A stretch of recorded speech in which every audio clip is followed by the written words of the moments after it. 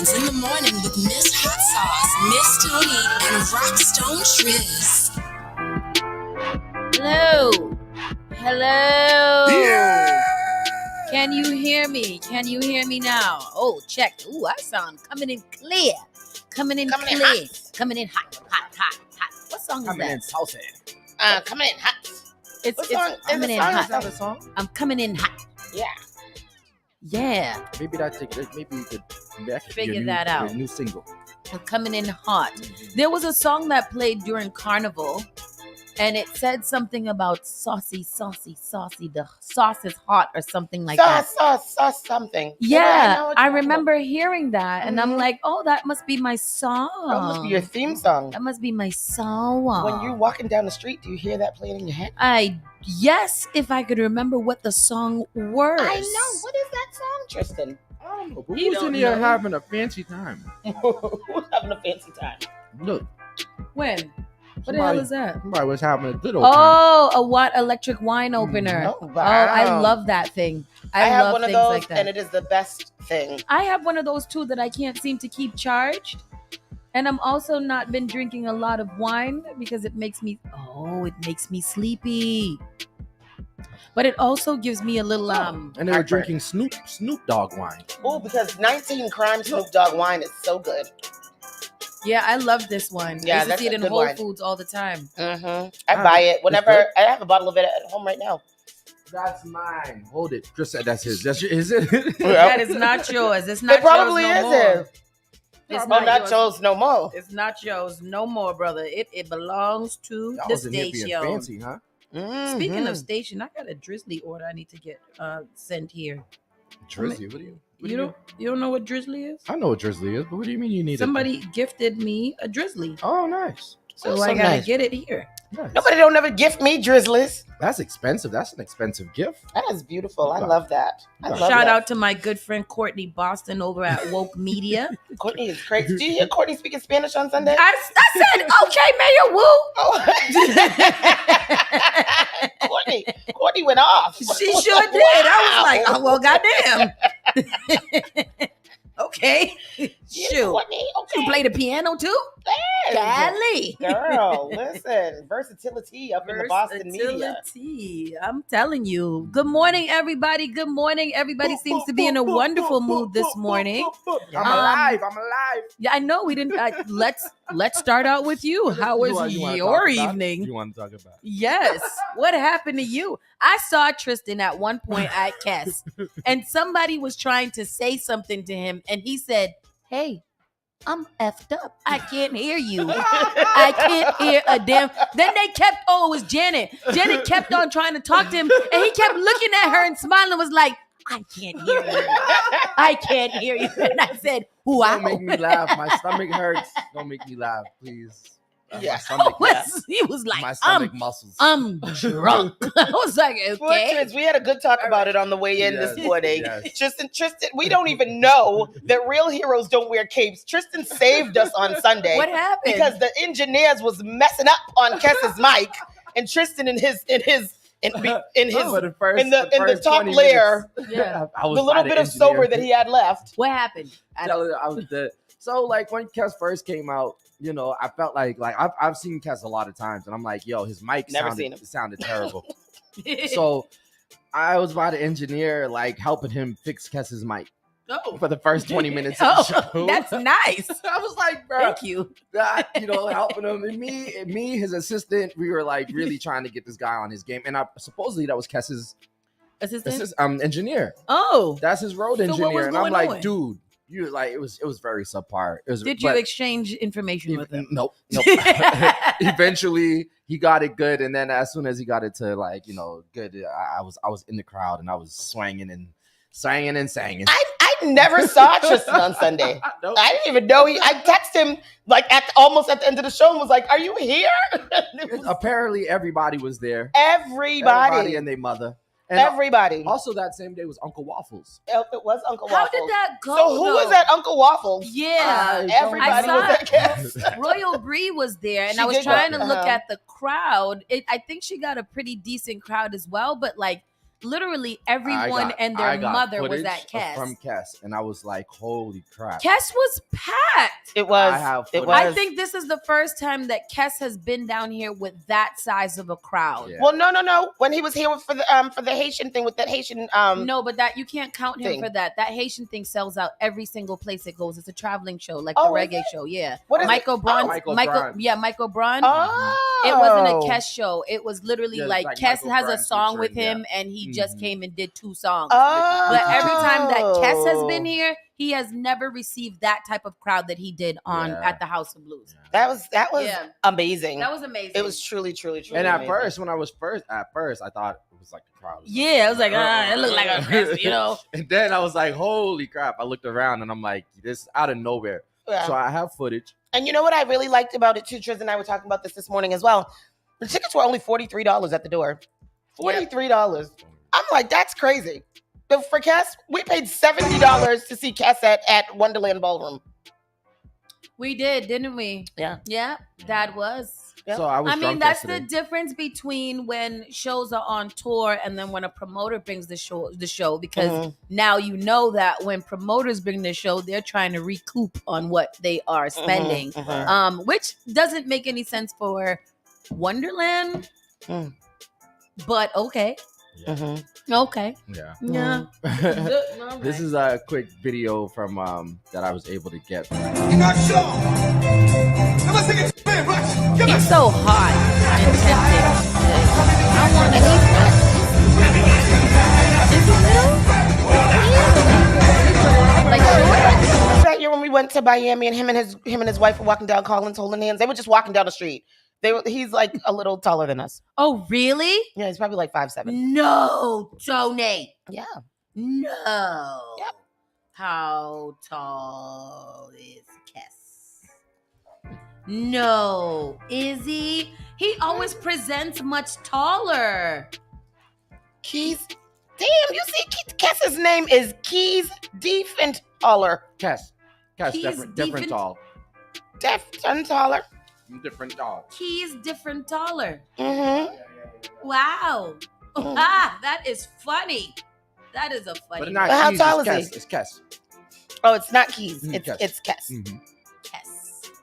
Oh, but then he just shortened it for it's. I also like the fact that they did Kes the band, so it's not Kes and the band. Yeah. It's Kes the band. That's right. Which yeah. is also really cool because I've never seen it like that before. Yeah. It doesn't really say. It doesn't tell us how tall he is, huh? Yeah. He always presented as at least 5'10", 5'11" to me. No. He's like That's 5'7". terrible. Artists, and this is artists like Kes and Marshall. These are like the reasons why Soca needs to be in major mainstream, arenas. yeah. Because they give an amazing performance. I mean, every Like, time. Yeah. Kes should have a Grammy by now. He should. Because You he's know. been featured on a lot of mainstream music, like like a lot of other people's music. I don't even think Marshall has a Grammy. Does it?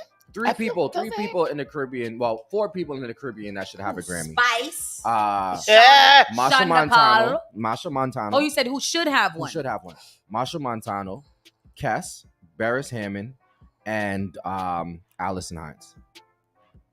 Allison Hines. Absolutely. Okay. Marshall's been nominated. Voice, maybe not so. Not maybe right yet, now. Not yet. Yeah, No. in a little bit. Yeah. In a little bit. I think that voice has the potential to get to that place. But I think he's still too new and still too ripe. Not ripe. What is it? When you're not ripe, you are not ripe. Their list. They have them on the Grammy Award on the Grammy website. They talk. There's 5 artists essential to contemporary soca: Marshall Montano, Patrice Roberts, Voice, Skinny Fabulous, and Kes the Band. Oh. This is on the Grammy website. They Skinny Fabulous. speak about Marshall them. Montano. Skinny writes a lot of I songs. like Skinny. I love him. I like to look at him. I like him. He's so sweet. He performed in Bermuda with the Spark FM bracelet on. He sure Marshall did. Montano, Patrice Roberts, Voice, Skinny Fabulous, and Kes the Band. About that. Says soca has absorbed various influences, resulting in dramatic changes in an oral identity. Meet 5 artists whose music remains dedicated to the guiding principle of soca: keep carnival revelers energized for Yes. extended periods of waving and whining. Yes, I get it, remember Grammys. when I knew that Kess was special when at Uba Soka, and I Yeah. was like, they have Kess for Juve? That sounds weird. And that was the best Juve experience that I've had that's one of the absolute best Juve experience. Mhm. I mean, that man rocked the Juve crowd like I don't even understand. Like I had the time. Didn't see him. The time of my entire I life. told Tristan I've seen Cass a few times and never seen him. One time. I saw him. One time. Crazy. He's 43 years old. Oh my goodness. And that fast forwards us to that to yesterday's Yes. Sunday night. I was drunk. I didn't realize how drunk I was until yesterday morning when I woke up and I couldn't keep anything down in my stomach at all. Hence why I was not here yesterday. They're like, what is Tristan? 6 months old? What is wrong with you? Tristan got a cat belly. But I told Tony, listen, every time that anytime that I'm throwing up, that means I had a good time. Oh, Anytime. Well, not all the time, but 90% of the time, if I'm vomiting in the morning. did you know that 2 of Kess's brothers are in Kess the band? Yeah. Is it there's His- two I believe family. it's I don't- John and Hans. His drummer. Yep, the drummer and the guy that plays guitarist. the guitar. Yeah. Yeah. Somebody Janet gave me that fact yesterday. Like, which ones are his Y'all relations? didn't know that? Janet knows by the way, Janet knows the frig She knows everything. everything. What is Janet's problem? Janet knows Janet knows every single song. Janet knows all of the random facts. Janet knows it all. She is the does. knower of all things. She is a walking encyclopedia. Mhm. That's Speaking of awesome. encyclopedia, remember encyclopedias? Yeah, I do. Remember encyclopedia? Yes. Encyclopedia Britannica, you have to pull all them books down to do your little report. Yeah, now all you do is Google. Chat GPT. Shit. No, Google my ass. Chat GPT. Look at it and write it. No, that's different. Chat GPT is like, that's not going to give you any information. Will it? Absolutely. If you Yeah, if say, you was hey, like, write a report. write me a on-" research paper on, the World War II. And It will write you Yeah. that research paper. It write it for everybody else as well, the same one. But it will write you that Could you paper say- with could facts. you say, hey, Chat GPT, write me a research paper in Black people language. Yes. Yeah. Remember Tashane? Oh, you wasn't there. Tashane had it writing us something in patois. Full Get out patois. of here. Full patois. He was like, write me a write me a reggae song or something using patois. And it literally is like down by the beach. You know?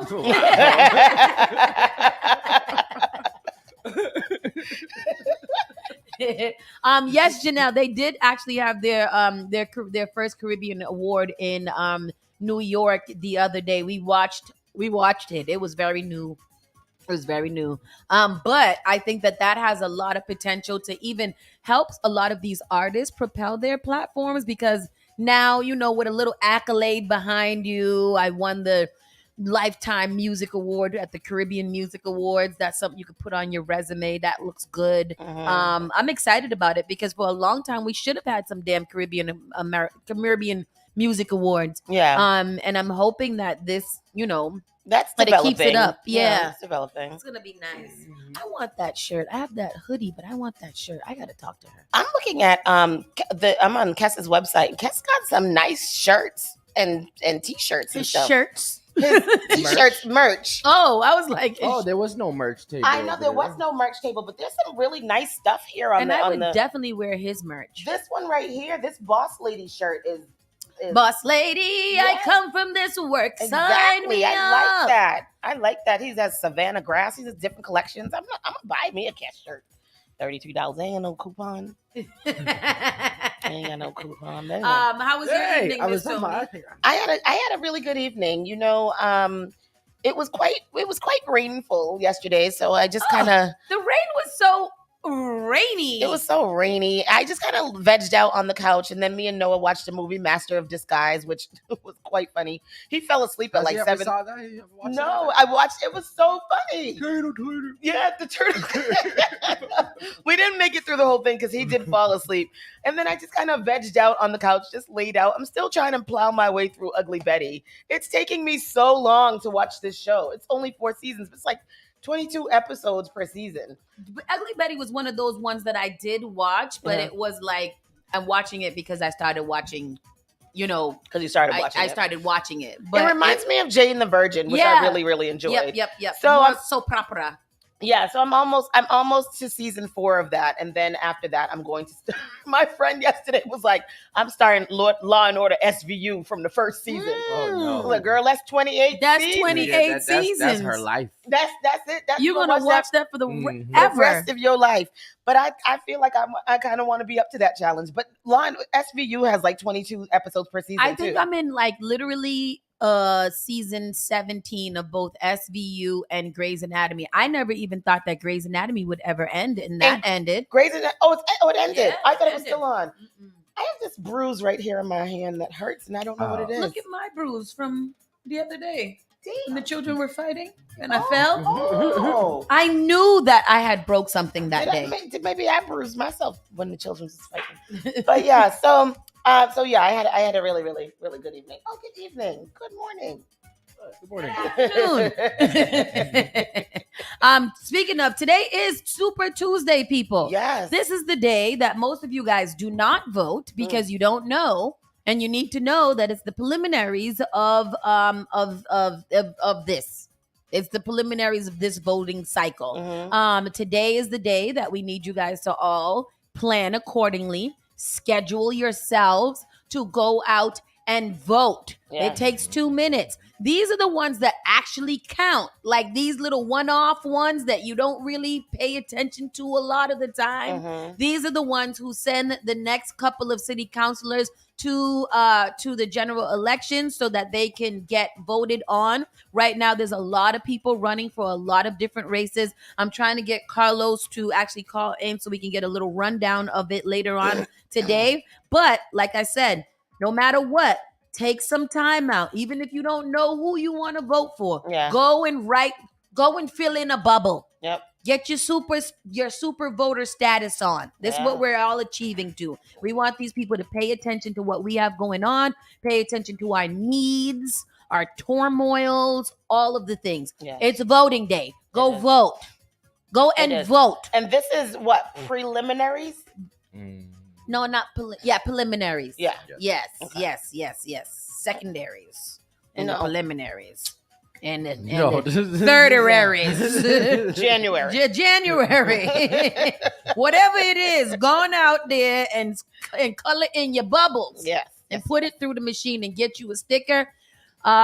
Take a picture of that sticker, tag Spark FM online, and you tell could your friends win and your neighbors and your family members go vote. You could win a gift card to Dunkin' Donuts for $5. Wow. Oh, that's nice. That's nice. That's two. That's a coffee. That's a little half a meal. drink. That's a yeah. medium tea is $2.79. Yes, exactly. Tea and a coffee. You get a tea and a coffee for your No, I mean a workmate. donut and a tea. Oh, that's nice. And if you get it on Wednesday, you get bonus points. So Ooh. everybody, go on ahead, go vote, take a picture of it, tag Spark FM online, and one lucky winner will win a gift card. And don't say you don't need $5. Everybody needs $5. Yes. $5 is good. I like a $5. Yes. Let's get into our Around the Way news, and then we will be speaking to our good chief later, Mr. Shagun Idiwu. Let me shout out the people over at Boston Startup Week yesterday. Oh, yes, that started yesterday. Yeah. I was over there rocking with them at Suffolk Downs? Suffolk Courthouse. Suffolk Hall, Suffolk Yes. University Hall. I was down Mhm. there at Sargent Hall yesterday. It was a really dope event. So shout outs to What they was doing. there was like all this startup week. This is like the startup week for all the new companies. So and what was stuff they like doing that. yesterday?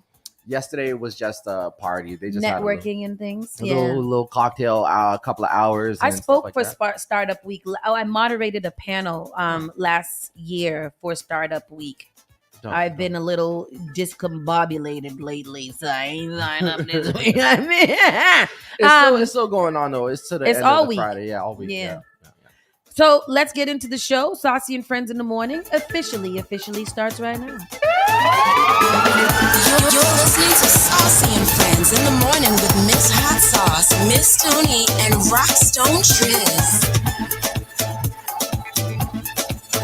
Call Spark FM at 617-272-3387.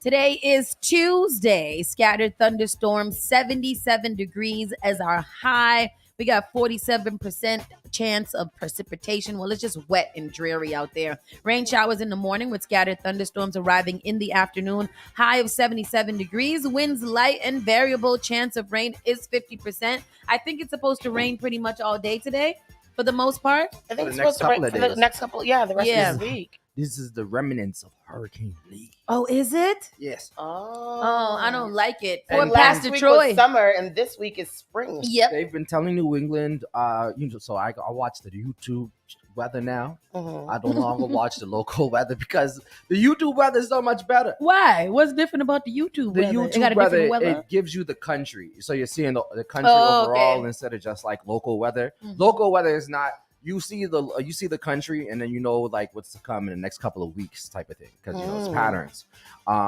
So right now, basically, we're on a storm watch. Well, we're on a hurricane watch really because Hurricane Lee is looking at hitting mainly New England and some of like Washington D.C. areas. Oh, jeez. I don't want that. Yeah, so we're just on the So on the lookout after for the next this, couple of days. this happens, what will the weather be? Will it even out? Maybe It should- around it a little should- 75 No, to no, 78? we might go Sweater back weather. into the 80s. Oh man. We might go back into the 80s. I don't mind it staying for the 80s until after my birthday, and then it got to pipe down because I want to wear some sweatpants, Mm-hmm. a sweatpant and a little sneaker, Yes, a me as little. well. Well, not a sneaker per se, more I'm crop. not so much into the rush. But, I know you like the heat, and you're young, and your body like is it, still though. able to Yeah. deal Young with and the heat. supple. Yeah, young and young and moist. So it looks like it's gonna be getting nice again on Sunday. Sunday we're gonna be going back up to like 78 degrees. All But for right. the next couple of days, we'll be between 78 and 70. That's cool. What do we have on Sunday? Sunday is Sunday is Fest. Branches. ah Sunday is Branches' 45th anniversary, the oldest steel orchestra in gotta get a the gown. country. Yes, that will be at Hibernian Hall. And then on Saturday, we have the Commonwealth Festival. That's the one. And we also have Healthy Vibes over at Carson Beach, which is for free, with the one and only D Nice. So that's going to be something great for us to do. This weekend is action-packed with a lot of great stuff. And let's get into this news. Mhm. Man involved in the theft and sale of human body parts taken from Harvard Medical School and an Arkansas mortuary pleads guilty to federal charges and now faces up to 15 years in prison. Wow, he pled to get 15 years. Join us on Facebook. You would... what are you arresting me for? What I'm getting 15 years I for? got another story for you. For buying body parts. But what he was involved in the theft. It says. Is this the And same guy sale. from you've been talking Yeah, about? so he's finally he This faces the up weird to looking 15. man? Jeremy Pauly, Yep, that's the one with the black eye. the man involved in the theft and sale of human body parts taken from Harvard Medical School and an Arkansas mortuary, has pleaded guilty to federal charges and now faces up to 15 years in prison. Jeremy Pauly of Thompson, Pennsylvania, pleaded guilty Thursday to conspiracy and interstate transportation of stolen property, according to the U.S. Attorney's Office in the Middle District of Pennsylvania. Pauly, 41, is now facing up to 15 years in prison. It's unclear if the sentencing date has been scheduled. He admitted to knowingly buying stolen human remains from several people and then selling many of the stolen remains to other individuals who also knew they had been stolen. It's Rico. Pauly and 6 others were charged with trafficking in stolen human remains, including skulls, hearts, skin, and stillborn babies. What? Wow. He bought those? He bought those. What do you do with the stillborn baby? The manager, Cedric Lodge, 65, allegedly stole heads, brains, skin, and other body parts from cadavers and donated to the prestigious University for Scientific Research and Education and sold them to buyers like Pauly. He did it. Every time I see him, he looks like, I don't want to be a judger, but he definitely looks like somebody who transports stillborn babies.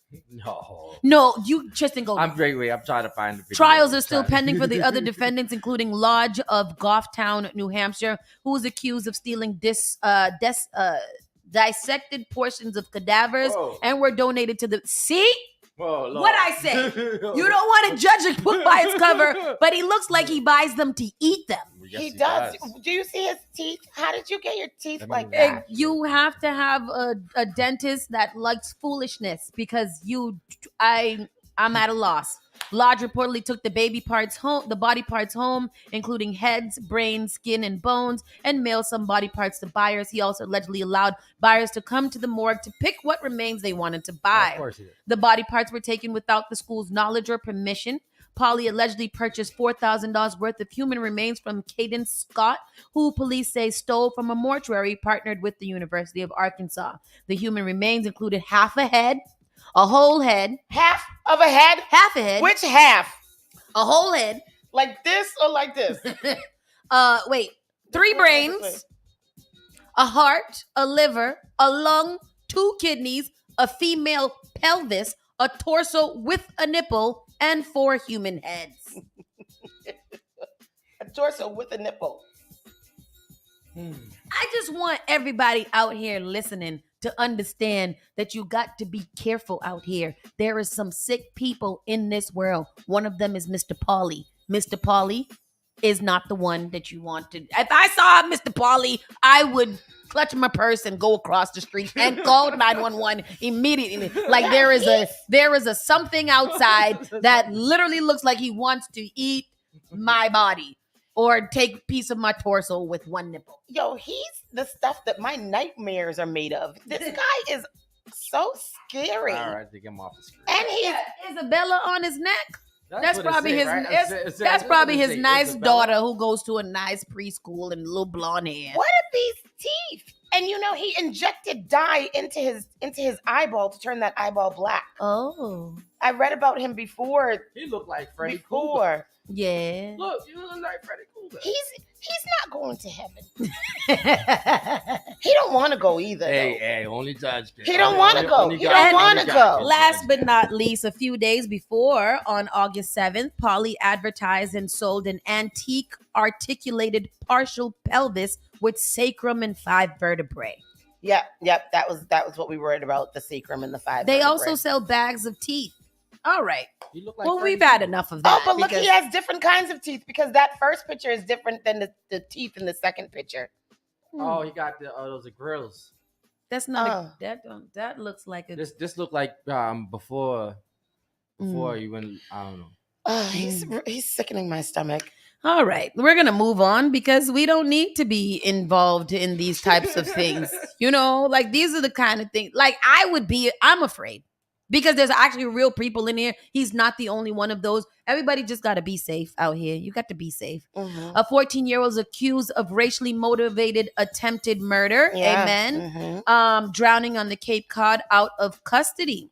So, Massachusetts teenager accused of trying to drown another juvenile at a Cape Cod pond in an alleged racial motivated attack in July is in custody of his father following a court appearance. Is in custody of his father. July is in the custody of his. Why is he in the custody of his father? He's a juvenile and they didn't put him in juvenile. Why didn't they put him in a juvenile jail for almost killing a little black boy and calling him George Floyd? Anyways, John Jack Sharon, 14 of Chatham, was indicted on charges of attempted murder and assault with a dangerous weapon in connection with an incident that happened at Goose Pond in Chatham. Officials allege Sharon met with the victim, a 15-year-old black boy, and another boy who was white at the pond on July 19th.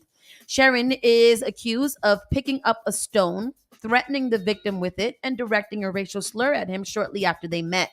Galibios said that before the boys entered the pond, the victim put on his life jacket and informed the other boys that he could not swim. The 3 boys then entered the water together, and Sharon was accused of pulling on the victim's life jacket and submerging him in underwater about 4 to 5 times, causing him breathing distress. The 3rd boy is accused of laughing at the victim during the attempt drowning and referred to him as George Floyd. And here's the clip. Decision to release the young suspect.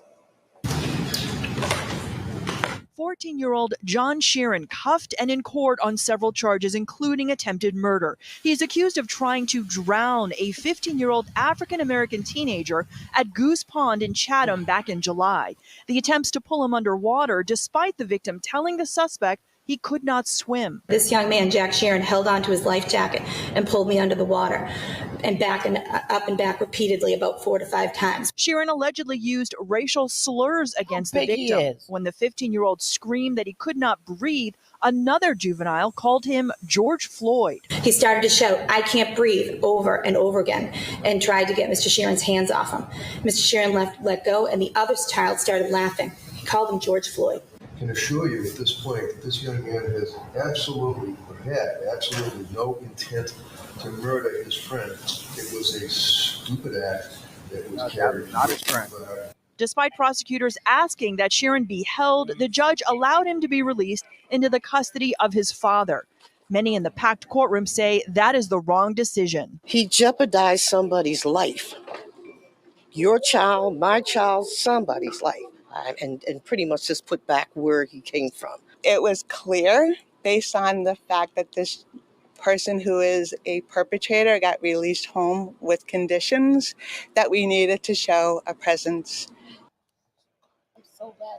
We also learned today that Sheeran allegedly, just hours after the incident, punched another teenager in the face, a teenager of Asian descent, and allegedly used racial slurs in that incident as well. He was released again into the custody of his father. He'll have to wear a GPS monitor and be confined to the home. He needs to be, send him to Singapore to get caned. That's literally like the most blatant definition of white privilege, because that is wild to me that this little boy now has 2 accounts of being a racial menace, and he is constantly released into the racist folds of his father, who I believe probably is a good racist as well. Absolutely. Where would he learn that from? Exactly. And why would that be okay? Why you keep releasing him to the same person that he keeps coming back for, and y'all keep releasing him to? He sounds like he's going to kill somebody. Absolutely. Yeah. Oh yeah, he's not absolutely. And it's going to be racist. And then we'll hear about it. We'll hear about it in the news, and we'll hear all of the backstory of all of the records of when he did this, and then we'll all say, well, why was he let out in the first place? There goes the justice system. This is literally what happens all the time. So, I mean, that's crazy. That is crazy. I tell you this truth. It's like a slap in the face of the family as well. Yeah. You're gonna y'all sat there calling me George Floyd. You're screaming racial slurs at me, and I'm telling you I can't swim, and you're trying to take my life vest off, and I'm gonna just release you into the presence of your daddy. Yeah. There you go. Here you go. Go home with your dad, and we'll talk to you later. And we'll put on this ankle bracelet, and I want you to stay off the internets. All right. Ex-state trooper attacked outside a court after sentencing in 2021 drowning of the Dedham team. Remember, this is the teen, that little black boy that went to the pool party after graduation or something, and he was the one that drowned. A retired Massachusetts State Police captain was attacked outside of Dedham District Court on Monday after he and his wife were sentenced on charges after the 2021 drowning death of 17-year-old Alonzo Polk during a high school graduation party at their home. James Coughlin was assaulted in the middle of the street in Dedham once he stepped out of the court after his sentencing. It was basically an unprovoked assault on the streets of Dedham, right in front of the courthouse, Kelly said. 2 individuals snuck up from behind him, punched him in the head. A third individual came in, punched him, and started kicking him. No arrests have been made. Dedham police are investigating. Coughlin and his wife, Leslie Coughlin, here is the clip. Following this one for us tonight. And John, a plea agreement led to outrage from the victim's family there today. That's what it seems to be the case. Now, the proceedings today stem from a case of a backyard drowning in a pool here in Dedham a couple of years back. Now, inside the courtroom, things went off smoothly. The proceedings went well, but once outside, that's when things get out of control. You may remember back in 2021, that's when a 17-year-old named Alonzo Polk drowned at the home of a retired state trooper whose name is James Coughlin. His attorney says that 3 people attacked him here in the middle of the street in Dedham once they stepped out of court. Now, at the time, it was found that Polk could not swim. The Coughlins today did plead guilty to furnishing alcohol, and it was later determined that Polk did not have alcohol in his system at the time of the party. The judge did order a 1-year sentence that he suspended, and the Coughlins must also do 100 hours of community service. Now, the prosecutor had asked the judge for jail time previously for the Coughlins on the charge of reckless endangerment of a child. Once outside of court today, though, Dedham police and the DA say that Coughlin was attacked right in the middle of the road. His attorney spoke by phone to Boston 25. It was basically an unprovoked assault on the streets of Dedham right in front of the courthouse. Two individuals snuck up from behind him, punched him in the head. A third individual came in, punched him, started kicking him. No one was arrested. At this point, we did talk to Polk's mother off camera. She told us that she was inside the courthouse, but had no comment about what took place outside. Dedham police are investigating. We're live in Dedham. I'm John Monahan for your local. I mean, I wouldn't say it's necessarily unprovoked. I mean, there was some provocation. Definitely. If the provocation. If the judge suspends your sentence of of the people who were responsible for your child's death, you might have some provoked feelings of punching somebody in the head. Absolutely. I mean, I'm sorry that they got punched. I don't know. I don't really have a comment. And last but not least, Operation Philly Special, 11 arrested in bust of fentanyl trafficking ring in Merrimack Valley. Lawrence, Mass. 11 people were arrested last week in connection with a major drug bust that led to the dismantling of a fentanyl trafficking operation in the Merrimack Valley, authorities announced on Monday. The Massachusetts Attorney General's office, state police, local police departments, and federal agents executed search warrants at 7 locations in Lawrence, Lynn, and Methuen on Thursday morning, arresting several suspected fentanyl traffickers and seizing more than 18 kilograms of fentanyl, 2 unlawfully possessed semi-automatic pistols, and a portable hydraulic compartment used to hide narcotics, according to state officials. Wow. It's a pretty organized operation. The raid, dubbed Operation Philly Special, was the result of an investigation that began in November 2022 after information provided to police in Salem, New Hampshire, indicated that an alleged Lawrence-based drug trafficking organization was supplying fentanyl throughout the Merrimack Valley. You know what question I've always had? When they do these Operation Somebodies. So y'all watch people for about a year selling and doing drugs and things like that before you bust them. Yeah, Ain't that like little Breaking Bad? They gotta build up. They gotta build up all the dang connected dots. But in the meantime, ain't you witnessing people dying and overdosing and people selling and doing drugs? Like after the first 2 weeks, right? And you see somebody selling a whole bunch of fentanyl and stuff. Ain't that enough to arrest them? Or you going for maximum for a year? Yeah, they have to have enough evidence and build a case so that they get the warrant that warrants them arresting these people for these crimes. So yeah, you get to see. I would be a bad police. They would sell a dime bag. I'd be like, whoop whoop. Whoop, whoop. You going to jail now. You was arrested now.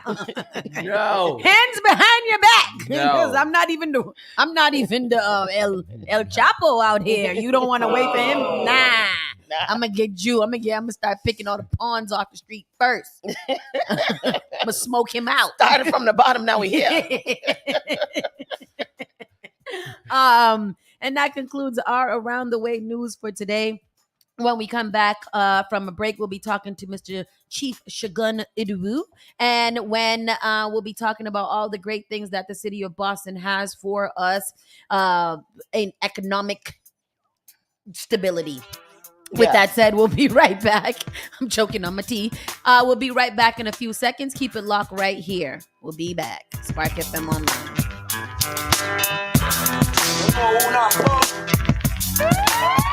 You're listening to Saucy and Friends in the morning with Miss Hot Sauce, Miss Tony, and Rockstone Triz. Turn it on. Turn it up. Is SparkFMOnline.com. The Authentic Caribbean Foundation presents the Rum and Food Festival, Saturday, September 16th at the Roxbury Community College parking lot 1234, Columbus Avenue, Boston, Mass., featuring live performances by Nadine Sutherland, Cashew, and Sean Orlando.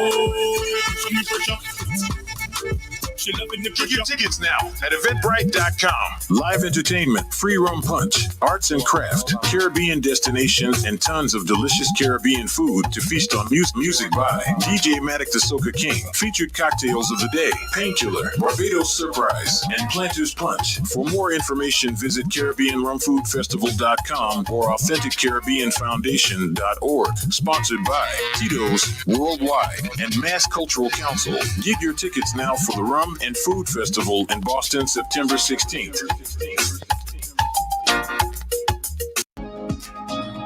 Did you know that you can now get a standard Massachusetts driver's license regardless of your immigration status? To get help with your application, a list of all required documents, and nearby appointment scheduling, visit mass.gov/WFMA. Your license is your way forward, so why not get started today? Register now at mass.gov/WFMA or call 857-368-WFMA. Attention Boston, a new career fair is coming to town to position you for success. The Be the Light Tour is a free job skill event taking place Saturday, September 9th from 9 a.m. to 4 p.m. at the Boston Seaport. This isn't your average career fair. Come as you are for free professional headshots and free workshops on interview skills and resume writing. Meet local employers and recruiters and enjoy free food and on-site childcare. Plus Chromebooks and gift cards are given away each hour. Register today at insightglobal.com/Be the Light Tour.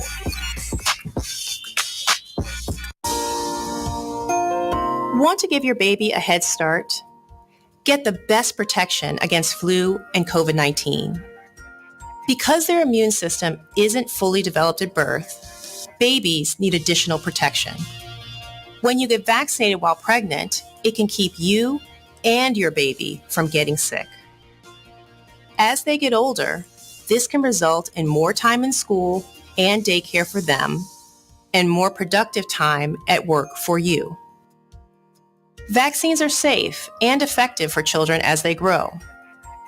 No matter where you are on your pregnancy journey, flu and COVID vaccines can boost your and your baby's natural defenses and protect your family. Stay up to date with your vaccines. Stay healthy. Talk with your trusted healthcare provider today. Brought to you by the Boston Public Health. JP Morgan Chase is making a global commitment to break down barriers to drive inclusive economic growth all over the world. We believe there is a pressing need to help more people move up the economic ladder. That is why we are investing in communities and people to create an economy that works for all, because no community should be left behind. Right here in Boston, we're focusing that work in Dorchester, Roxbury, and Mattapan, among other neighborhoods, on improving financial health. These efforts aim to address the key drivers of the racial wealth divide head-on. We're here to empower individuals, families, and small businesses by connecting them to the tools that build generational wealth and a long-lasting legacy. Chase is investing in Boston. Chase is investing in you. Visit us at the Mattapan branch at 1617 Blue Hill Avenue, where the team is waiting to help. Attention, gentlemen. Are you looking for a suit that will make you look sharp and feel confident?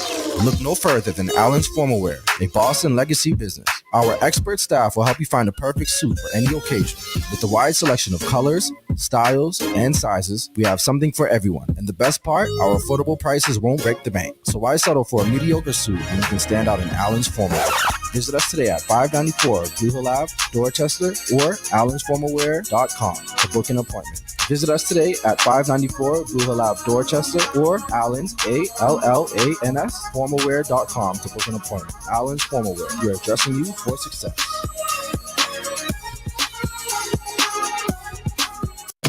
The all-new Spark FM. Them not like me, I mean not like them. Spark FM. Come on. Spark FM. Chick a man be ballin', these chicks pigeon toed, some of them be crawling. Spark FM. Oh gosh, it's me again. New England's #1 urban Caribbean music. Radio. Spark FM.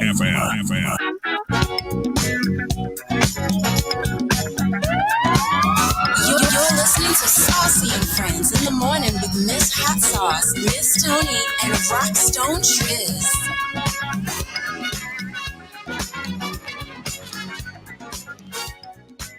Spark FM Online, #1 for urban and Caribbean music. We are back. I'm sorry, Shagun. Everybody has taken all of the headphones. Oh no. Oh, sorry. Oh, Tristan found one. He's hiding one because they keep on taking them. I mean, headphones are a hot commodity. Welcome back to Spark FM Online. This is Saucy and Friends. And like I said, today we sit with our Chief of Economic... say the whole thing, Shagun. Economic Opportunity and Inclusion. Yes, that. Chief... EOI. EOI. Mm-hmm. Not that either. Yeah, it's EOI. Oh, it is? Yes. Okay, all right. I'm like, how is it not? That's how you spell it. Because I was like, economic and inclusion says EAI. No, you don't say the A. So what does that mean again? Shagun is going to be doing a quarterly with us just to check in and make sure that you guys know about all the really great resources that we have out here to make sure that we are being taken care of properly. So when you say the Chief of Economic Inclusion and Opportunity, EOI. It's EOI. EOI. The Chief of EOI. Yes. EOI. Actually, that's the joke I used to make it, but everyone hates it. They call it a dad joke. But I used to say, so we used to be called the Office of Economic Development. Yeah. So OED. Everyone remembers that. Mm-hmm. Yes. All we did was add a word. I don't know why. It's very hard to add something. Everyone talks about economic opportunity. Everyone talks about inclusion. I thought it might be easier for people to, but no, everyone messes it up. It's all right. We But now like now our acronym is EIEIO. EIEIO. I love it. See, now I'll never ever forget it. Right. This is the Chief of EIEIO. That's cool. That's awesome. Which one is that? You know that one. So what does that mean? We'll ask you the same question all the time for our different listeners and our new ones that are joining us. Shout out to everybody who is joining the broadcast today. Tell us what that means. Well, like I said, when we first came in January of 22, we were called the Office of Economic Development. But all of you have talked about this. Certainly, when I was here the last time, we had a robust discussion about economic development in our communities as opposed to of our communities. And people think about economic development, they think about the cranes, and they think about all the development happening and how we can't afford to live here. So for me, it was important that before I come in, before you meet me, before you meet Daniel, before you meet anyone else, that they know what it is we're doing, who we're doing it for. So economic opportunity, because our desire, our goal, the policies, practices, everything we're putting together is to make sure that people of color and others who have not had these opportunities have access to them.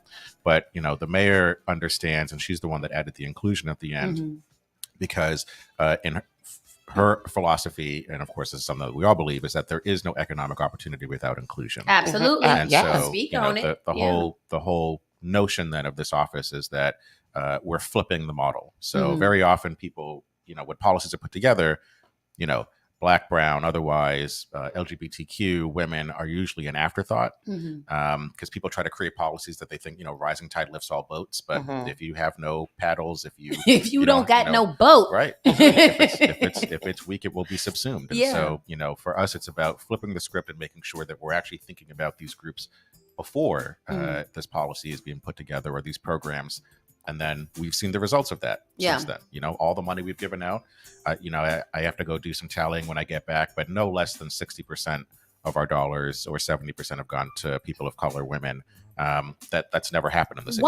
Whenever you say that, I always get a little bit annoyed, because it's like, why couldn't it have happened before? Like, how come there wasn't any intentionality towards making sure that Black and brown people had the resources, or actually even knew the information until now? Like, I get very annoyed when I still hear about first in 2023, so it's just kind of like, we've been around for a long time and these issues have always plagued us.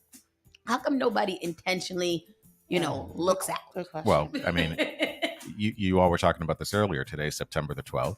Today's election day. Yes. And so part of the problems in the past have been, we have never had what we have right now in the city of Boston in our history. And I think I really need folks to, take like 2 or 3 minutes to sit back and think about the moment in history that we're in right now. So you look at just City Hall alone. You have woman of color mayor. You have a cabinet that is like 75% people of color. Absolutely. You have a city council that's half people of color. It's not even half. I think it's more. Yeah, people. it's more than half. Half women.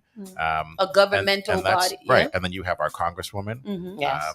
And so that's just in politics. Then you look at the private sector, and you look at the C-suite. We have never had this many Black and brown CEOs or folks at the chief level in many of these companies. Harvard University. Right. And that's right. You go to universities. We've never had this many Black and brown or women leaders in as presidents. Then you look at the foundations, 3 of the 5 major foundations in the city are run by Black and brown people. I mean, we have literally never in the city of Boston's history had this level of leadership represented by communities that for a long time have never. That's so yet, dope. See, people still say that there's no Black people in Boston. Until they get here. And that's another thing with Boston's reputation of being one of the most racist cities, which I know there is a lot of evidence to show that, but I feel like even as a Black person being raised here, going to school at Belmont High and stuff like that, I know, and I've seen the progress of Massachusetts and what we have going on. And it seems like we're not going back. We're kind of excelling in diversity and inclusion. Sure. Which is great. Yeah. However, we can't rest on that. So all that I just shared can go away like that. And as a believe result me, of, I know when That's I right. wouldn't go away right now. I've told everybody that we're on the Black Renaissance is returning to Boston right now.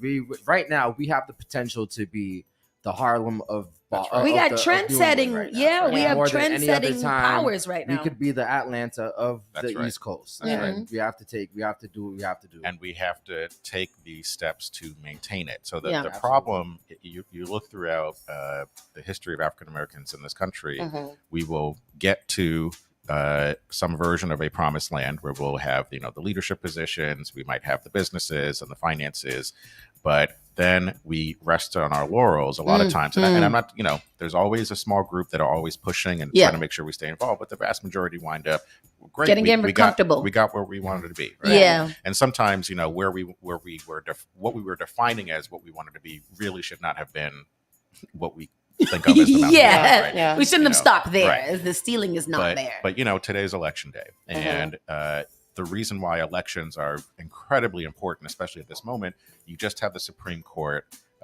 rule that affirmative action is not constitutional. Right. And even though it was geared toward our university system, at the end of the day, we know in the private sector, we're already seeing this. The state of Massachusetts is being sued right now by 2 white men, white business owners, who are now using the results of that Supreme Court decision to sue Massachusetts because of pandemic programs that were put out in the previous administration that were geared because it said in the legislation specifically for women, people of color, other underrepresented groups. And they're saying, we have been harmed. We too have been harmed. But this is it's a real thing. I mean, when you think about procurement, my big thing at Beckma and now in this role is about making sure contracts go to Black and brown suppliers.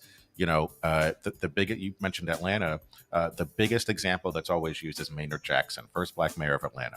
And, he's used it. The story there is he becomes the first Black mayor, and the biggest construction project in its history, the Atlanta airport, was beginning under him.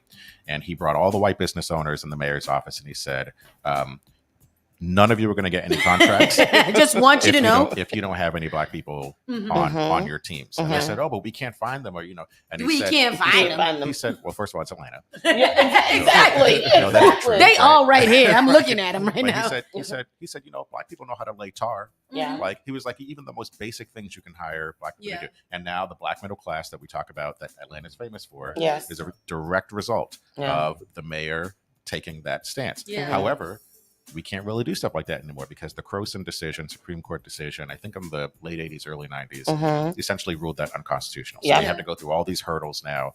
And so, again, you just see this massive backlash. You just saw this on the federal level. There's a whole lot of information I know, but it's like I just need people to understand that this is why elections matter. The Small Business Administration, SBA, gave out billions of dollars during the pandemic. Billions. How much went to Black people? Well, the biggest example was the anyway. So the point is though they gave out a lot of money, and a couple of white men sued, and a judge just decided it's unconstitutional to award money in this way, and so now.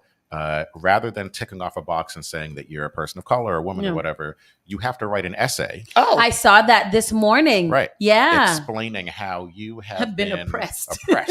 No, in order to deserve the. So it's like, now, but if you're a white man, you can just apply. You don't have to go through that road, right? But if you're a person of color, you have to prove and then explain how you yourself have been oppressed and why you're deserving of this small chump change, really. That wow. It's so crazy to me because when you look at how it's so easy to set up those perimeters for Black people, but when you look at like VC funding and things like that, and you know that only 0.2% or 2% goes to Black people and women and stuff like that. There's nothing there that's saying that they have to be more inclusive and stuff like that. But things that were put in place for us to be able to at least just have a leveled playing field, they're like, nah.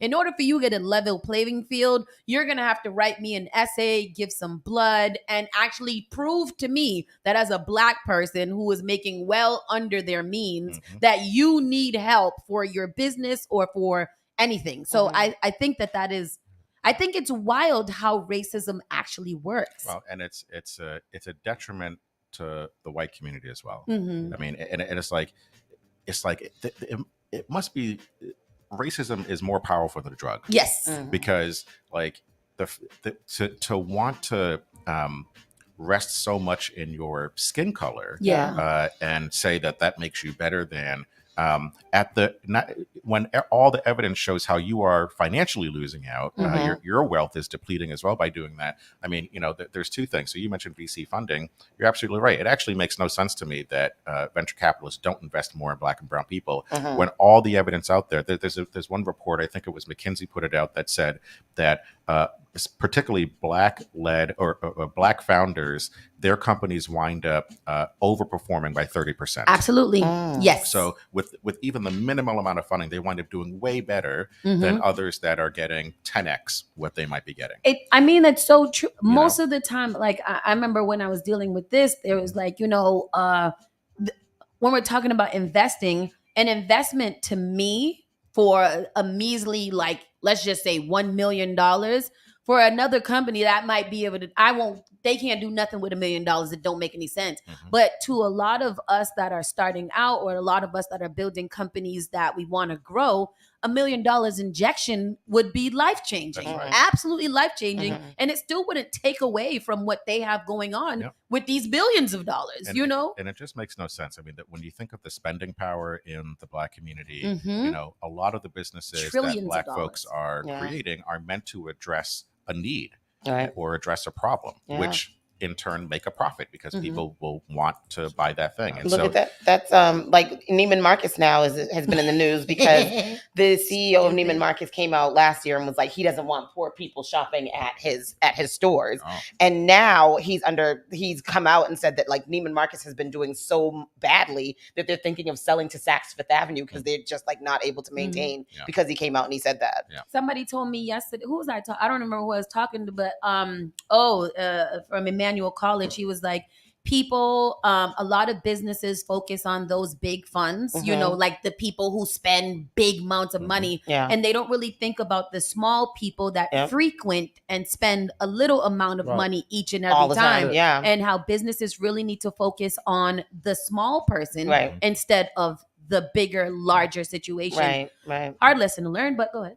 I'm not sure of the man right now, but the richest person in the world is no longer Jeff Bezos. It's no longer Elon Musk, but he's the owner of all the luxury goods. This is the guy that owns Gucci, owns all those brands. And the fact is that Black culture has made him that. Without our culture, without hip hop culture, without urban culture, whatever you want to call it, he wouldn't have been there. And all that money that we spent, it goes down and we don't bring it back into our community. Bernard Osmout? Yes. Well, Elon Musk is still above him with 240 they fluctuate. million. They fluctuate quite frequently though. 240 billion. That's it.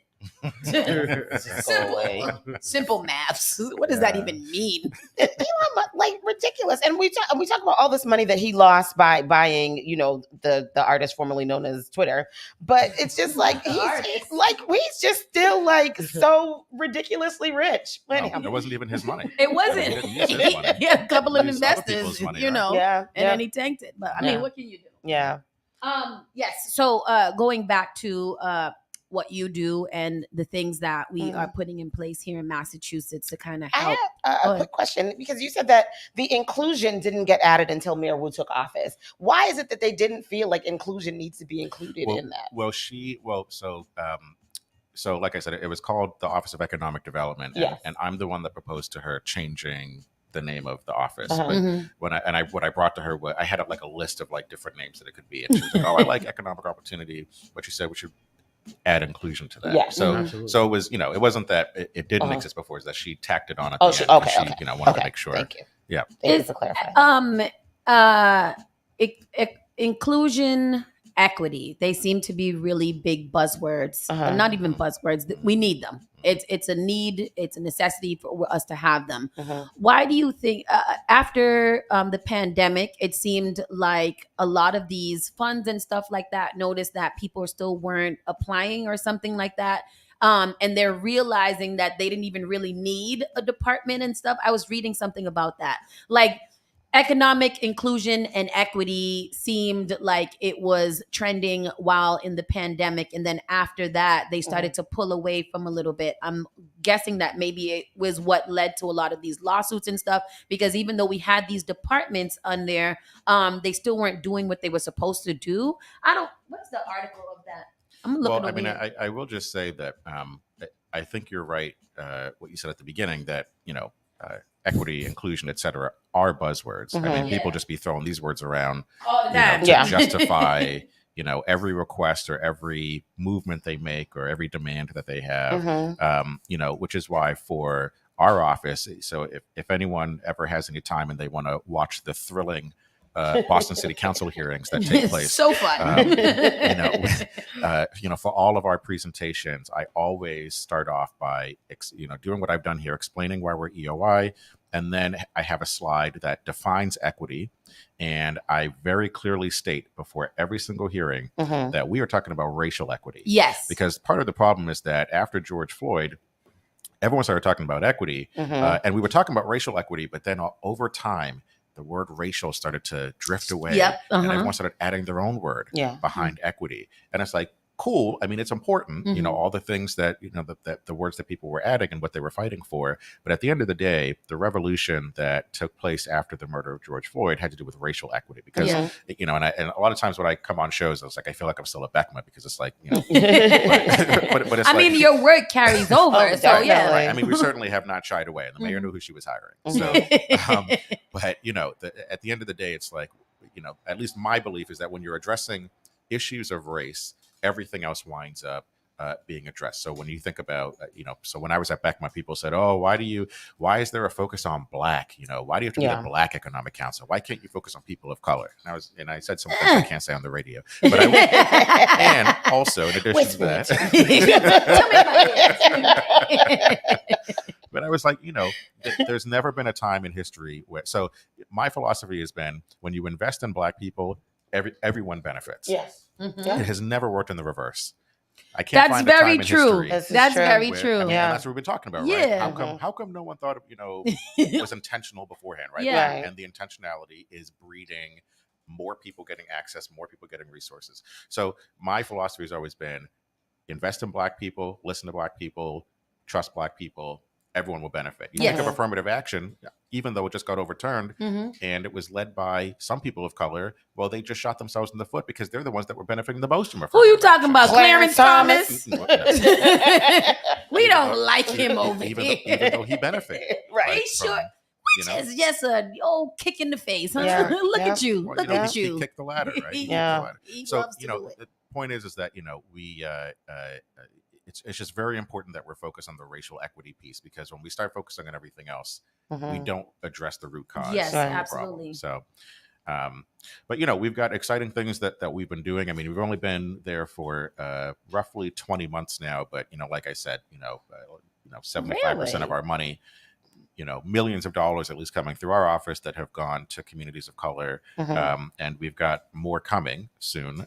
So So let's talk about one of those really quickly. Well, two of Mhm. them. 2023 Legacy Business Award. Now you had your first round of the Legacy Business Awards. A legacy business is defined as those businesses that are longstanding, independent enterprises that make a strong contribution to the community character. These businesses are cultural anchors and repositories of community traditions and stories. They are a special and unique part of Boston's history. There's a couple of rules in there. You have to be up for about 10 years. 10 years, yeah. You have to be in the community, obviously. And what are so this one just passed, and you guys awarded quite a few people 30 with businesses. 30 businesses, including one of our favorites, Allen's Formal Wear. Yes. Where we get all of our suits. So go down there and mention Spark FM. Take a picture. Take a picture and tag us in there. You too can win a $5 Dunkin' Donuts card. Oh. Giving away things today. You got $5 to spend. Literally, that's all I got. So businesses all over Massachusetts, Allston, Beacon Hill, Brighton. How did that go? What did that do? It was great. I mean, you know, it's this was a program conceived by Mayor Wu and Alicia Porceno, who's our director of small business, who I know has been here a couple of times. You know, she and her team helped put this program together. You know, I think I mentioned before, this is the most expansive program in the country. Wow. You know, it started off in San Francisco. It's been adopted in some other cities across the country, but Boston has the largest one in the sense of, yes, we're honoring businesses, but we're providing a $1 million fund for folks to tap into, and all these other resources to these businesses. So in the first round, you know, we had 30 businesses that were honored, 19 neighborhoods represented, over 1,000 years of business operation combined across that. I think it was something like 70% owned by people of color, 60% women, 30% immigrant. And so very successful in terms of representing the entire city. And all of these businesses now have access to this fund that I mentioned, but also technical assistance in the, you know, all of the TA that we have. But the most important piece I would say is for technical assistance, there's two. One is succession planning, because you got folks that have been, you know, running the business 30, 40 years. Yeah. They don't want to do this anymore. Maybe their kids don't want to take over. And so the succession planning is helping to make sure that they can pass What do it you on to do someone. in those cases? This is an off question, but like in succession plans cases, when, you know, I am getting older and my kid doesn't want to do it, how do you carry on that business? Well, you know, I not to be the I feel like I'm peddling for Beckma today, but, you know, but I will say, did they pay you before you get here? They will. Send them these clips. I got you. I got you.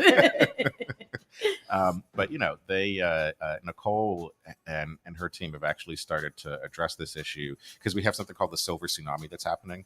So not just black businesses, but white business owners. A report came out last year from Mass Inc. that showed, I think, like 30%, or I'm going to get the numbers wrong, but a healthy number of white business owners are retiring and they have no one to give the business to. So Beckma is focused on how to access some funding to help folks of color acquire these businesses. Oh, so that's smart. Yeah. People to buy the business. Yeah. You know, if kids don't want to take over, or training people up within the business who can take it, or, you know, we're also trying to help educate people on employee ownership. You know, why should it have to be one person that owns it? If you've got employees that have been there 10, 15 years, 20 years, then all of them should have some stake in it. City Fresh Foods is one such business where every single employee is a stockholder. See, I love that. I love that. That's what I'm going to do here too at some point. Yes. I hope you're all listening. Y'all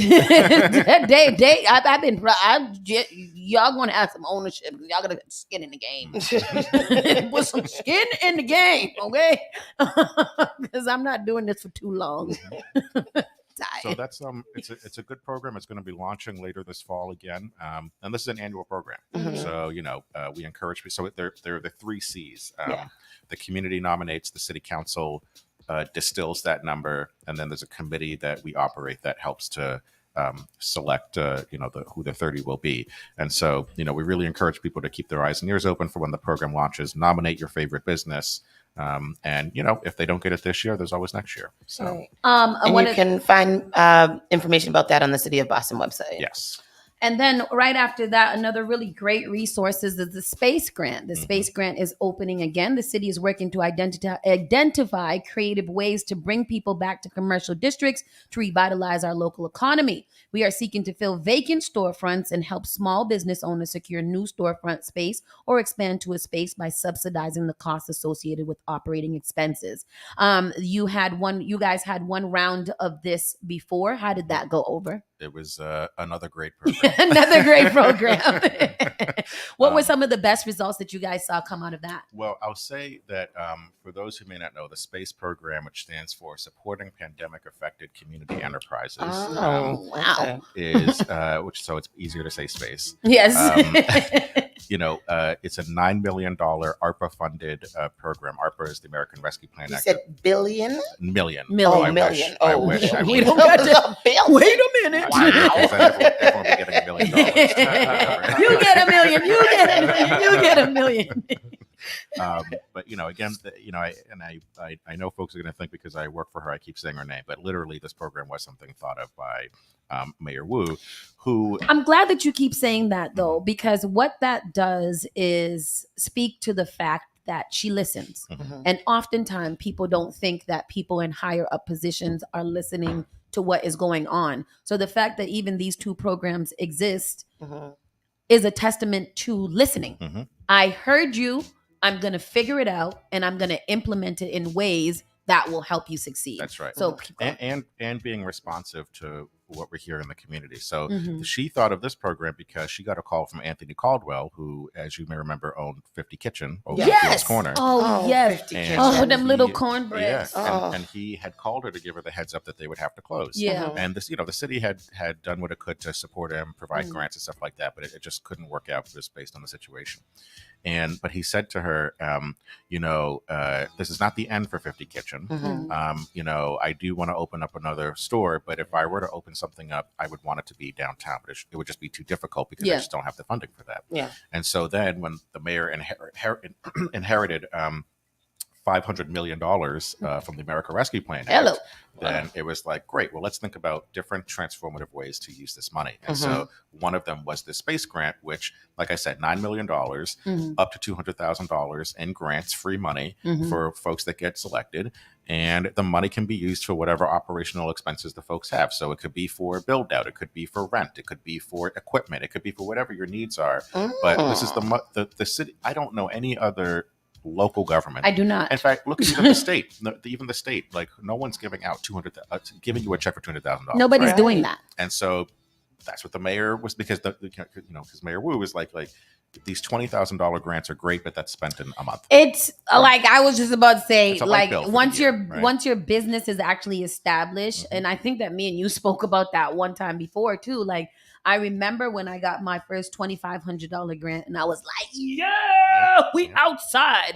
And then now I look at $2,500. I've been like, "Well, first of all, I need that right now." But but in the other meantime, I'm like, as your business grows, you need grants to grow with you in order to continue on. So that is another big thing that I think that I've never seen before. Yeah. Like this is up to $200,000 of almost free money. And it's, and there's a careful line that, when you either are at a nonprofit or a foundation or government that you have to walk, because of course people want to impact the most amount of people as possible. Yes. And so it could have been very easy for us to say, we got $9 million. We're going to Everybody gets $5,000. Exactly. Right. Yeah. There's 40,000 small businesses in Boston. So you got $9 million. That ain't, that's not going to, you're touching 0.001% of the businesses with this, right?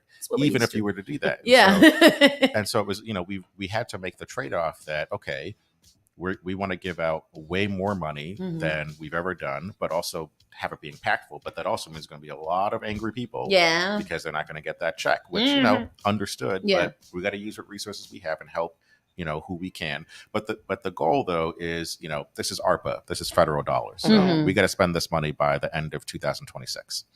So we don't have it for a long time. Yeah, we got to get it out now. And actually, we have to allocate it by the end of next year. So, what happens if you don't give it all back? They take it? So yeah, if you don't spend the money, if you don't allocate the money by December 2024, and you don't spend it by the end of 26, the federal government will take it back. Oh no! And what are they going to do with it? They keep it in. Keep it in. Y'all would sit there and look at it. I was scrolling through I was looking for the space program that you're speaking about, but then I came across the open space acquisition program, and I think that we in the Caribbean community, that has been quite a thing that we have been like focused on and talked about a lot during the summer. We have a lot of like staple events that happen in the city during the summer around carnival time that we had trouble getting into. We had a lot of events that were like to be announced, venue to be announced, right? So I've come across this open space acquisition program. Can you speak to this a little bit? Because it says parks, playgrounds, urban wilds. We want a space that we can be at and have. There needs to be multiple spaces. I think that there's a lot of communities that are looking for the same thing. And I was thinking about this, if we had one big space, and I was like, everybody would have that space. Yeah, right. Yeah. And then it would only be that one space that people could only have. Exactly. So can you speak to... I don't know much about this particular program, but I will say that there's two things that I'm thinking about. One in particular on the events piece and then acquisition. So working backwards, one of the first things that I wanted to make sure I did when I came in was to find ways for small business owners to acquire property. Yeah. Because one of the challenges that when we talk about gentrification and displacement, ultimately we wind up talking about housing, but it's not just residents that are getting kicked out. That's Small true. businesses are closing left and right. That's the last piece of the puzzle we're missing is That's ownership. Right. Yeah. Exactly. Yeah. And that's the real wealth, right? I mean, the wealth is not just, okay, yes, you own your home, but the real wealth is the fact you own the land, you own the building, and so therefore you can draw equity. And the same is true on the business side. I think there was a report that came out about 2 or 3 months ago. I'm forgetting. It was Andre Perry. I don't know why I'm forgetting where he's at, but that found that across the country, black folks own 3% of commercial property across 3%. The country. I think white folks 3%. Own maybe 7 or 8%.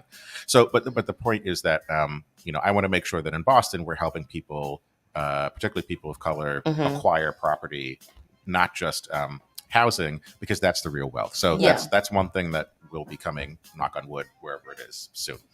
On the other piece though, because you're right that it's been events, folks are outside. Yeah. I mean, and our team is kind of inundated, and I'm not going to say overwhelmed because they get through it, but like we have done more events this year than we've done ever in the past. Yes, they have.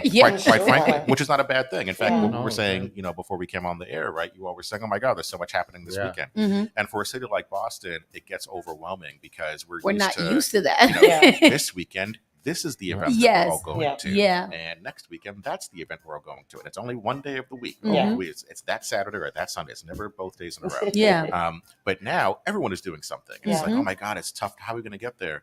And some people bemoan it. It's like, oh, I wish they would, kind of space that a little bit. Absolutely not.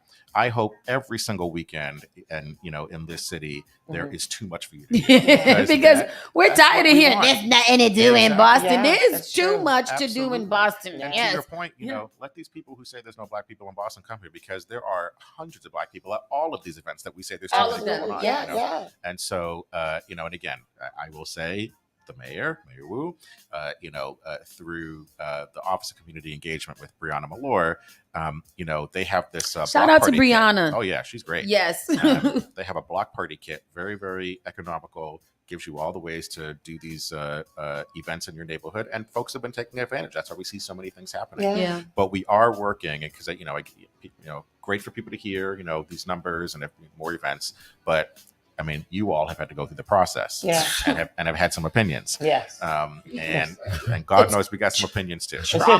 Yes. And I'll just say that we are working on delivering results and getting technological solutions, but it has to be understood, and this is not an excuse, and hold us accountable.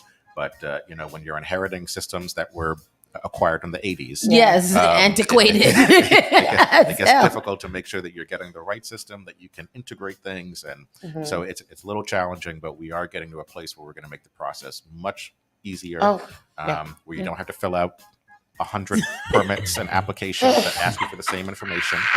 I mean, it is a process, but I think that enough has gone on in the last couple of years for you guys to also have enough information to try to figure it out. And I do understand that it won't be done in a day. Like it's been a long time that this process has been in place.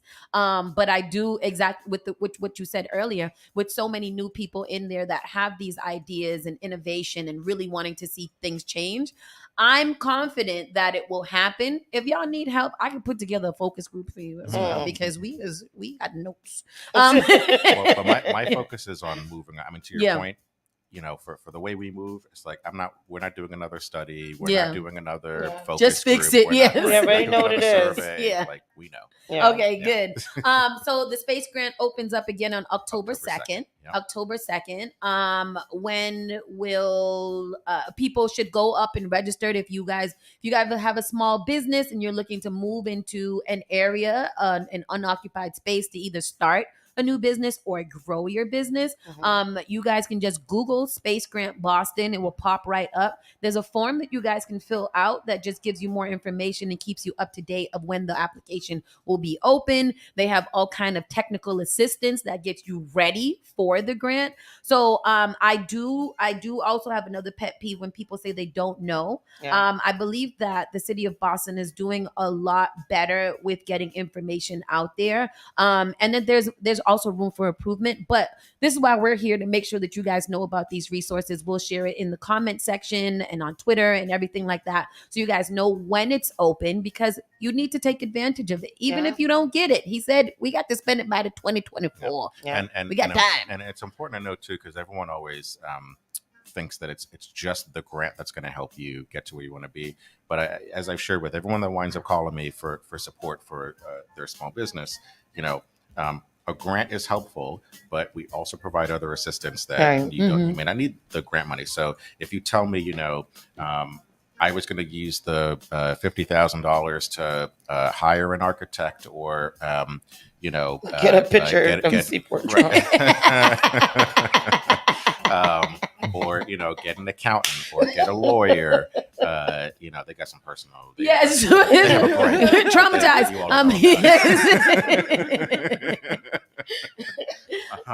But it's like we have our technical assistance program covers that for free, and so it's like there's like you may not have gotten the check. However, we can still provide that support. So I just like to let folks know that the grant is not the end all be all for getting support from the city. We have other ways to help your business. And I love that about this office. I like that you're so passionate about Black people. From the time I think I met you at a West Indian gala and learned your name. But I think that somebody like you, a lot of people have pushed you to even run for office and stuff like that. But I feel like you really won't do it. I've met people in just conversations. They point at him like, "Hey, I think he's gonna be the next." But I like that you stay fast in a lane that you are so important to be there, because I think that for a long time we haven't had people that really kind of push for us Black people to have the things that we need. And I think that regardless of what you run for, if you ever do, I think that you are in a very important place. Well, and I know that must get really tiring sometimes. Like, God damn it. Speaking of that, Sugar, what is your path looking like? What do you see yourself doing in the next couple? What is this? This is an ambush. Intervention. No, I mean, so I'll just say that I hope that I am an example of the fact that you do not need to be elected to make change happen in the community. 100%. And, yes. So I know, I've heard these baseless rumors as well. These baseless rumors. Every time there's an election, where is his name? Exactly. I'm writing your name in today. But, it's I don't know. I mean, I know the political people will think it's political, but I literally have no idea what the path is. And if I were ever to even tell the story of how I even am where I am right now, you would believe me that I really don't know. I mean, I was a history major in college. I graduated high school with a 1.9 GPA. So really, all those things, it's like none of those. none of those would have led me here, but here I am. And so I really don't know what's next. I just know that I enjoy my job right now. It's the best job I've ever had. And I'm fortunate to do it in a time where we have someone like Mayor Wu, when I have a team that I have, not just in economic opportunity and inclusion, but in the cabinet. We got a Black man who's running development for the city, Black man running operations, Black woman running communications, Black woman running our health commission, Black woman running community engagement, Black man running emergency management. What else? I mean, and I know I just forgot a couple of folks, but the point is like, we not only is our cabinet the most diverse, it's also that Black people are in positions that matter. And so the hope, again, like I'm saying, is that the reason that you feel a change in Boston is that you have people not just who have had the same experiences, but who care. And and they didn't have to be elected to do it. And so for all the folks out there, running is really important, and we do need good people, competent folks in office that will help foster more of these changes, work with us to make it happen. At the same time, you don't got to wait until you're elected to make it happen. One last question before we push off, and that's just off of what you just said. What has there been any, they're fighting affirmative action and all kinds of things like this, because the cabinet is now so very diverse, and we know that, how Boston is. Has there been any pushback or any, like negative talk that has come towards the cabinet for how diverse it is? Well, I wouldn't say. Well, first of all, has been pushback since day one. Absolutely. There were folks outside our house at 4 a.m. until 9 a.m. God forbid they don't get a chance to protest. All right. But it's like, and many will attribute that to, because no one was doing that with our previous mayors. And she needs to hit them with a RICO. What we got to get Fanny? What's her name? Fannie Mae for it? What's the lawyer's name? Fanny. Fanny. But so I would say a lot of the pushback that you do see has to do with the fact that it just is not what it used to be. It's not traditional. What Boston's traditionally experienced. So for sure, there has been pushback.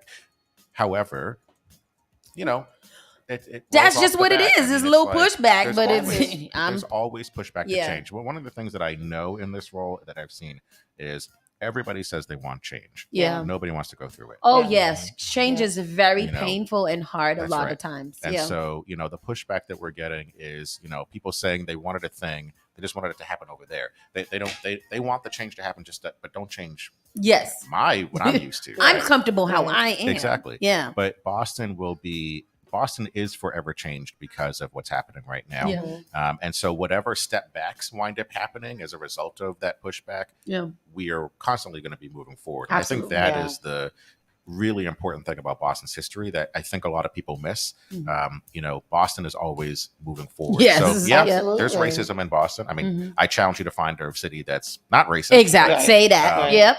However, even though it's not a defense, but to say that, like, for me, I think for any Black person, what did Malcolm say? Said, long as you're south of the Canadian border, it's racist. That's true.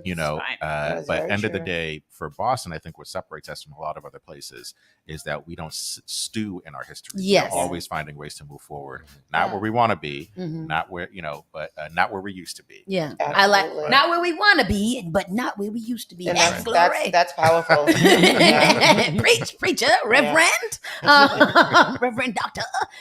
With that said, I know you have a busy schedule, so we'll get you on going. We can sit here and talk all the time, but talk to you by myself.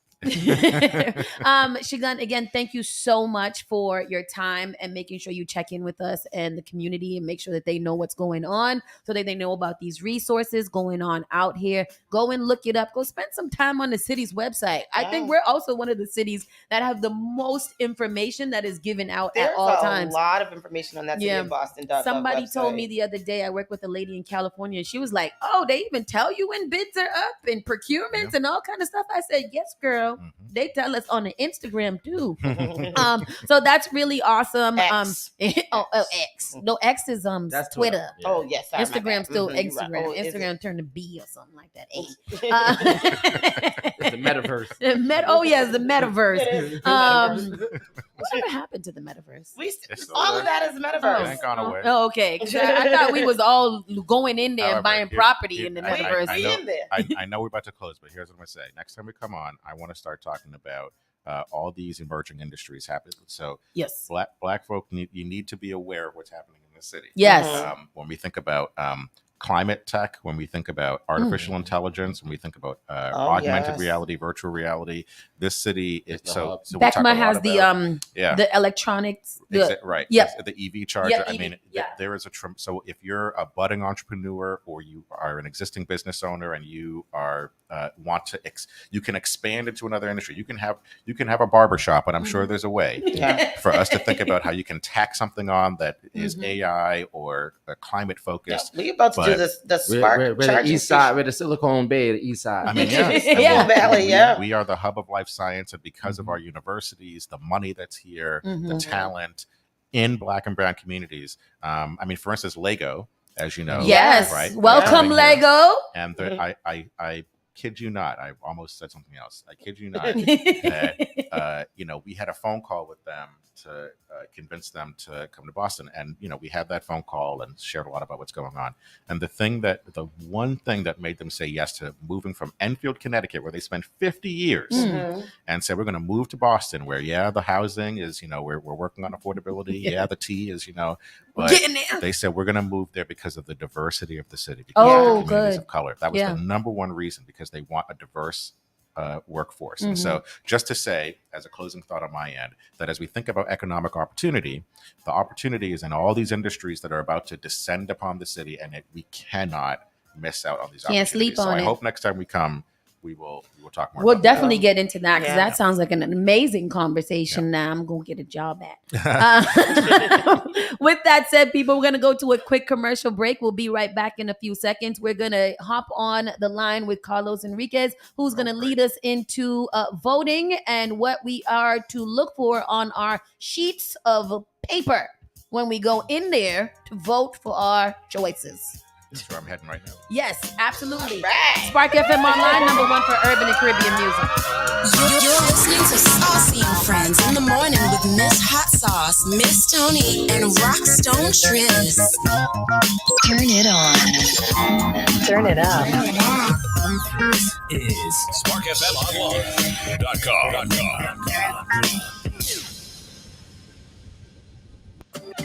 Miami, get ready on Sunday, October the 8th. Get ready for Togetherness, the Boston Invasion, Miami Yacht Cruise. That's right, ladies and gentlemen. Unice Promotion and Glenn presents Togetherness Miami Yacht Cruise. It's the Boston Invasion, white and lime green edition. Music's gonna be by Vital Rhythm, DJ Idrin, DJ Alfredo, Selector Q45, DJ Chester, and Tempo Rhythm section from Trinidad. VIP sections are available. It's all aboard the Music Yacht, located at Bayfront Park, 301 Biscayne Boulevard in Miami, Florida. Boarding time is at 5:30 p.m. Departs at 6:30 p.m. Returns at 10:30. Tickets are only $75. And the day of is going to be $85. Purchase your tickets at togetherness.eventbrite.com. This is a 21+ event. Club IDs required. Contact Unice at 617-719-3972 or Glenn at 508-507-4413 or contact Darling 786-614-1449. That's right, Miami crew, get ready. It's the Togetherness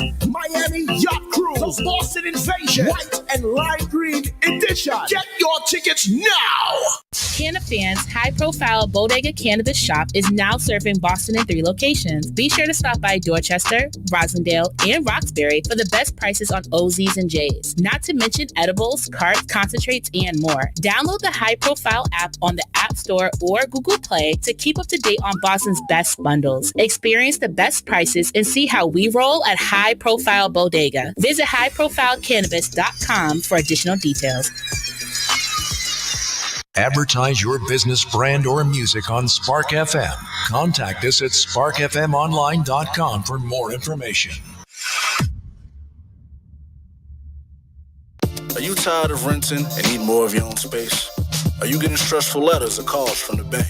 Does your home require expensive repairs and you just don't have the funds to fix them? Regardless of whether you want to buy or sell, Taylor Andre of Thumbprint Realty is here to help. From saving your home from foreclosure to walking you through the process of becoming a first-time homeowner, Taylor makes real estate easy. With your best interests at heart, knowledge of the market, and a passion for people, Taylor is dedicated and motivated to serve you. Good rising, good afternoon, good evening, or good night. I am Taylor Andre, and I am determined and dedicated in assisting you in all of your real estate needs.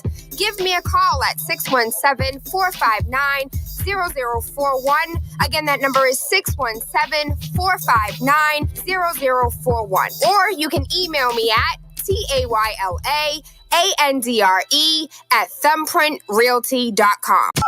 The all-new Spark FM.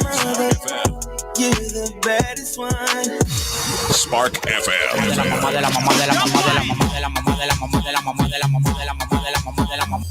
You are now listening to Spark FM.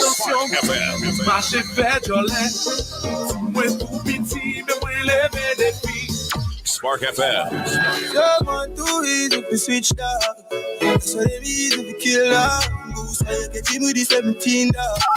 Spark FM. Oh, yes, you kindly. Miss Jolie, know your mango sweet. So Jolie, know your New England's #1 urban Caribbean music. Radio. Spark FM. You're listening to Saucy and Friends in the morning with Miss Hot Sauce, Miss Tony, and Rockstone Triz.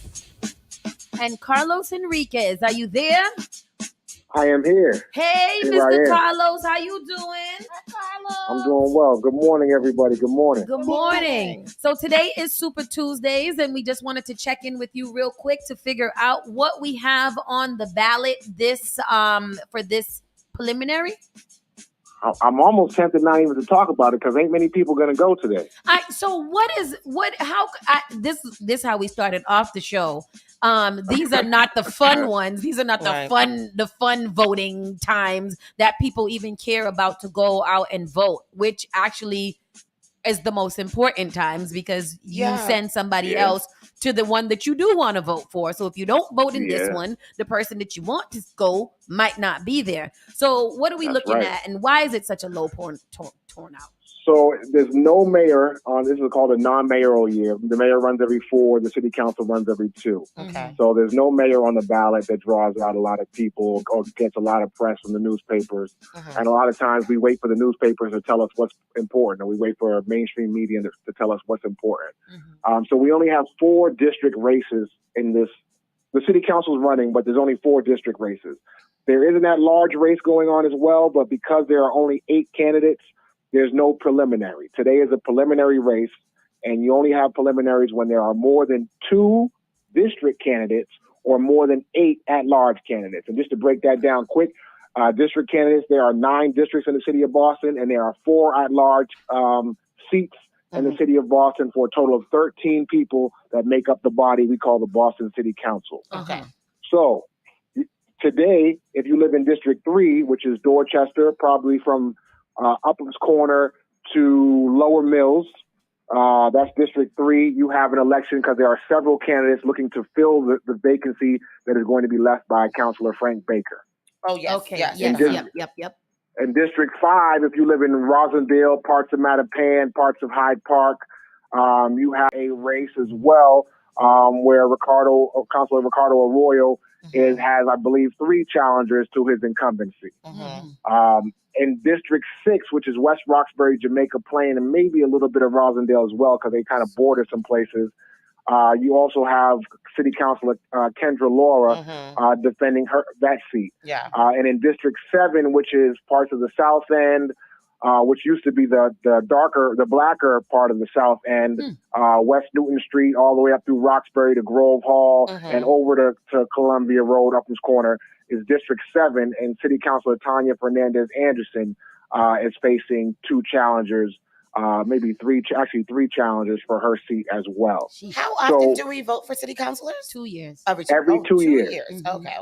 Now, what people should know what's important about these, in those 9 district seats, they represent neighborhoods. Obviously, they represent a couple of different neighborhoods as they kind of border each other. We don't have clear-cut district seats where you represent all of Roxbury or all of Saucy. But there are certain things called battleground neighborhoods where the neighborhood it's not all the same. It's not all white Irish Catholic. It's not all Cape Verdean. Like it's not all Caribbean. Yeah. Right.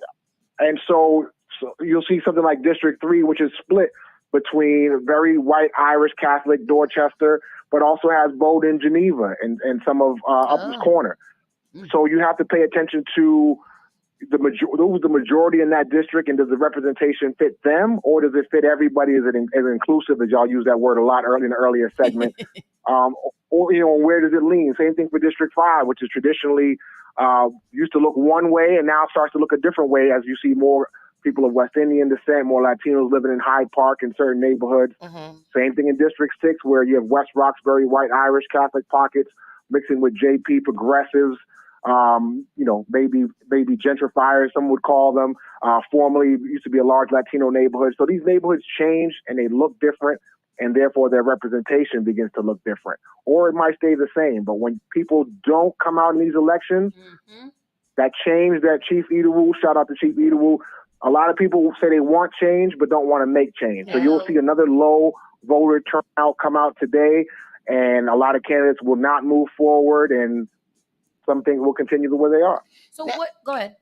So what I've been seeing in the news, of course, is what's been in the news. So we know that like Kendra Lara, Ricardo Arroyo, Tana Fernandez have all been under fire for various things in recently. How do you think that will affect the way that the voters are going to vote for them? I think it'll impact voters. I don't know how negatively. I mean, the sad thing is that people depend, rather than having their own interactions to judge those counselors and their work on, people will leave it up to mainstream media that has its own agenda to shape that. Because it's interesting, those aren't only the 2 elected officials in the city council or the state level that have had issues with ethics this year. And you rarely hear it reported when it's somebody that doesn't look like us. You always hear it reported over and over when it does look like us. So what I would recommend to people is, besides looking at the newspaper, is if you don't have a personal interaction with somebody, then you're depending on the word of somebody else. Yeah. And to me, that's kind of whack. So I think it will pull some support away from them, but I think it'll also rally their base to defend them. So, in low voter turnouts, they like to say conventional wisdom is that it leans to the incumbent. It leans to the person that's already in the seat, because less people are coming out. They're informed voters. They usually vote the same way. They're not normally going to flip their vote unless you give them very good reasons. So maybe they have very good reason. Yeah, all that works towards a low voter turnout rather than high numbers. The other challenge is I don't think we do a very good job with engaging people that don't vote. And that's everybody's job. Going back to what the chief said, we want change, but how many people, and everybody does, and I'm not knocking it, I'm just making a comparison. Back to school haircuts, back to school backpack giveaways, cookouts, grills. How many times you guys have been outside all summer? How many voter registration tables have you seen at these events? You know what? How many elected officials have been speaking about that? Not a lot. I've seen a lot of elected officials, but I haven't seen them really press for September 12th. I actually haven't really. It's funny because now that we're steeped in politics and voting and stuff like that, I haven't seen a lot of even reminders to get out and vote. Like I have not seen them. Exactly.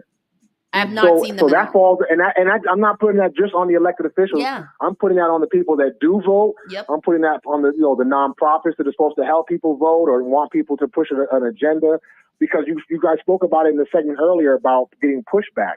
So meanwhile, while we're outside and having cookouts, they're having cookouts too, but they're raising money for super PACs. The owner of New Balance is throwing something called Forward Boston, which is putting tens of thousands of dollars into certain city councilors' bank accounts. But we're just at the cookout, but we're not taking up a bucket or collection or forming any PACs or doing any of that for candidates that represent the needs of our communities. So that's where you see real pushback. Besides just the mainstream media talking, they're actually about that action. And they're putting it to work, and they're making sure their candidates will get elected. So when you see rumors of Mayor Wu possibly entertaining a job at Harvard, there's some of us that are on the inside thinking, well, who's in position to take her spot? And it's a very short list. Yeah. It's a very short list. But I'll say that for another show. But my point is, if we don't start organizing and pushing back, and we're doing all these things for show, and I know this might rub people the wrong way. Like, we're still trying to figure out how to get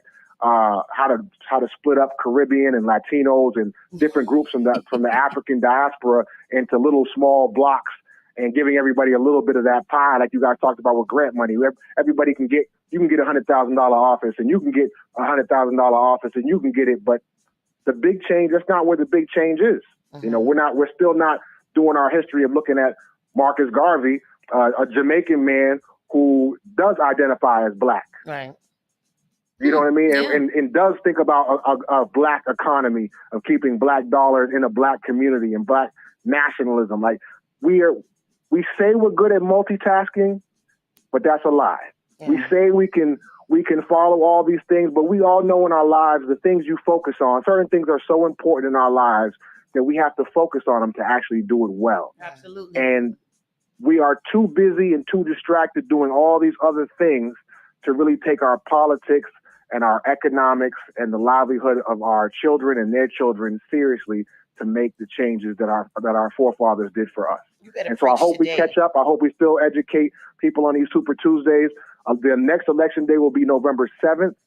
And that will set up what the city looks like for the next 2 years as you go into a new mayor cycle and the future of the city of Boston. I love how you left it at that. Literally everything is connected to each other. When you vote in these elections, you're better off later on in the other elections that you guys think are fun. Everything connects to each other. What you do in this one affects what happens next. It affects the city. It affects the election year moving forward. I do hope that a lot of you guys listening out there really kind of get out and vote today. I always tell everybody to try to have the goal of being a super voter. Just be out there voting all the time. Every time they say come out and vote, just go outside and vote. Cast your vote. Yeah, let people know what you want to do. And I don't want people to think like politics is not the answer to all of our ills, right? It's just one tool in the tool belt. But you need it. You need for Chief Edenwood to be able to give out the money he's giving. You need certain people to be in office. Now, the money he's giving out don't save everybody. Nope. But it puts a lot of people in a better standing. It does. But you didn't have that 2 administrations ago. You didn't have that 3 administrations ago. So it is progress. It's in some ways people feel like it's baby steps. But like I think what he said, he was spitting bars earlier. He said it's not where we want to be, but it's not where we've been. Yes, here we go. Tell him. Say it one more time. So if people don't start to make those connections, that it's about forward progress. Sometimes it's a little bit, sometimes it's a step, sometimes it's 5 steps. And unfortunately, sometimes we take a step back, but there's more we can do. And those of us that sit on the fence and just wait for others to do it, you're slowing us down. You're like an anchor dragging at the bottom of the dragging us down. It's like a big bottom. Sorry.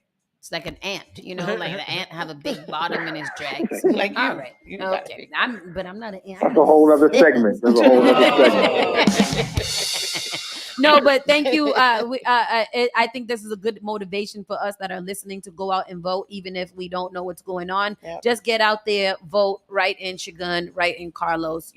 Even if you don't know what's going on, if you don't have no feelings towards anybody, write in Shagun Edenwood. Definitely write in Shagun. No matter where you live, write in Shagun Edenwood. Well, that's what I was going to say. Is there voting in every district or just the districts that are up for? No, just 3, 3, 5, 6, and 7 today. Okay. Thank you. But you can write them in all those districts. I'm gonna. Yes, sir. We're gonna do it. We're gonna write them in. I'm actually gonna go. I'll wait for CK to come back because I usually don't go vote. But I also urge everybody to reach out to a city councilor, establish a relationship with them, and also donate. Donate to an elected official that actually responds and does their job. I like that. Take the time to find out. They need the money to run too. So do all those things. And all hail Chief Eateroo for whatever office he runs for. All hail. Carlos, thank you again for checking in. We'll speak to you next Tuesday. We'll dig deeper into whatever we got to dig deeper into at that point. Yeah, Probably we'll election Tuesday. results. Yeah. Exactly. And get prepared for our general elections. Everybody, thank you guys for joining in and sticking with us. Spark FM Online, #1 for urban and Caribbean music. We'll see you tomorrow. Wow, we out of here. Yes, sir. Bye. Peace, Bye, Carlos. The all-new Spark FM. Spark FM. Log on to sparkfmonline.com. Attention Boston, a new career fair is coming to town to position you for success. The Be the Light Tour is a free job skill event taking place Saturday, September 9th from 9 a.m. to 4 p.m. at the Boston Seaport. This isn't your average career fair. Come as you are for free professional headshots and free... Miami, get ready on Sunday, October the 8th. Get ready for Togetherness, the Boston Invasion, Miami Yacht Cruise. That's right, ladies and gentlemen.